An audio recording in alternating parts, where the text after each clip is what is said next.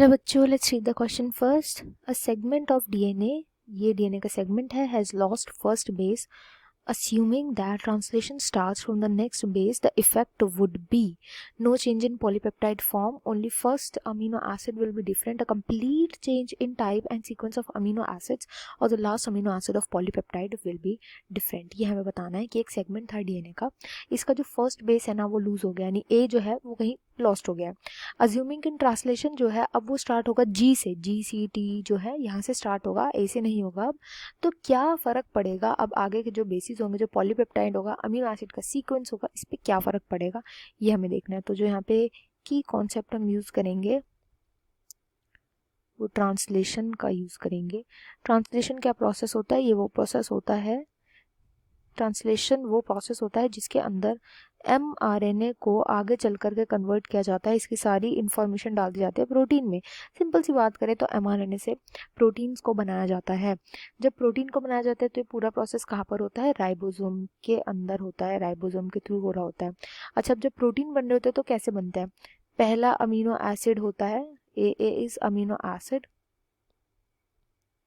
Amino acid ये bind करता है दूसरे अमीनो एसिड से, फिर तीसरे अमीनो एसिड से, एंड सो ऑन. तो ऐसे करके यहाँ पे जो बॉन्ड्स बनते हैं ना, इनको हम बोलते हैं पेप्टाइड बॉन्ड्स, पेप्टाइड बॉन्ड्स, और ऐसे करके एक पूरा का पूरा प्रोटीन बनता है. अब ये भी जो अमीनो एसिड लगते हैं नंबर से, ये क्यों लगते हैं, क्योंकि mRNA पर ना एक प्रॉपर सीक्वेंस प्रेजेंट होता है, एक पर्टिकुलर सीक्वेंस प्रेजेंट होता है mRNA के अंदर.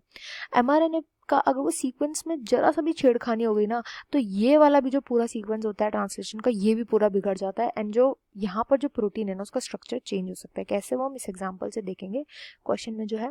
तो देखो यहाँ पे जो पहले वाला स्टेटमेंट है वो क्या है, ए जी सी, इसको हम ट्रिपलेट्स में बात लेते हैं, ए जी C, T T C and जी ए. तो ये कोडॉन्स हो गए, पहला कोडॉन बनाएगा, दूसरा, तीसरा. जब ये सपोज यही mRNA बनाता है तो ये हो जाएगा ए जी सी, यू सी एंड जी ए. ठीक है, तो यहाँ पे मैंने मान लिया अमीनो एसिड 1 बन रहा है, यहाँ पे अमीनो एसिड 2 बन रहा है, यहाँ पे अमीनो एसिड 3 बन रहा है. अब क्या हुआ, अब इसके अंदर आ गई कोई म्यूटेशन जिसकी वजह से ए तो गायब होगा, तो अब क्या बनेगा, G C T C G and TCG and A यहाँ पे रह जाएगा, ए यहाँ पे रह जाएगा. तो यहाँ पर एक तो पहली बात तो यहाँ पर एक कोडॉन मिस हो गया, ये पूरा एक कोडॉन जो है वो नहीं बन पाएगा.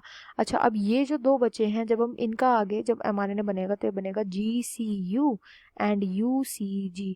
अगर आप देखोगे ना तो ये किसी से भी सिमिलर नहीं है, A1 नहीं है, ये A2 नहीं है, अमीनो एसिड 1 नहीं है, 2 नहीं है, 3 नहीं है, किसी से भी सिमिलर नहीं है. ये amino acid 5 and amino acid 6 बनाने ने, मतलब कि इन्होंने अब अलग ही, यहाँ पे देखो अगर आप थोड़ा सा बस ये ए जो है ना, जब ये बाहर चला गया ना तो देखो पूरा का पूरा, यहाँ पे अमीनो एसिड 1 आना था, यहाँ अमीनो एसिड 2 आना था, अमीनो एसिड 3 आना था, पूरे का पूरा देखो सीक्वेंस ही खत्म हो गया. यहाँ पे पता नहीं कौन सा अमीनो एसिड आ रहा है, यहाँ पे पता नहीं कौन सा अमीनो एसिड आ रहा है, और ये वाली तो जगह इसने खत्म कर दी, यहाँ पर तो है ही नहीं. तो क्या होगा ना, ये फॉल्टी हो जाता है, इसको कंसीडर ही नहीं करता राइबोसोम, इसको ऐसे ही रहने देता है. यहीं पर जो होगा, जो ट्रांसलेशन का प्रोसेस है यहीं पर स्टॉप हो जाएगा.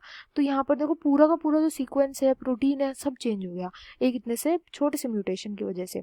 तो इसका राइट आंसर हो जाएगा ऑप्शन 3 कि एक कंप्लीट चेंज दिखने लग जाता है in type and sequence of amino acids. I hope you understand well. Best of luck and thank you.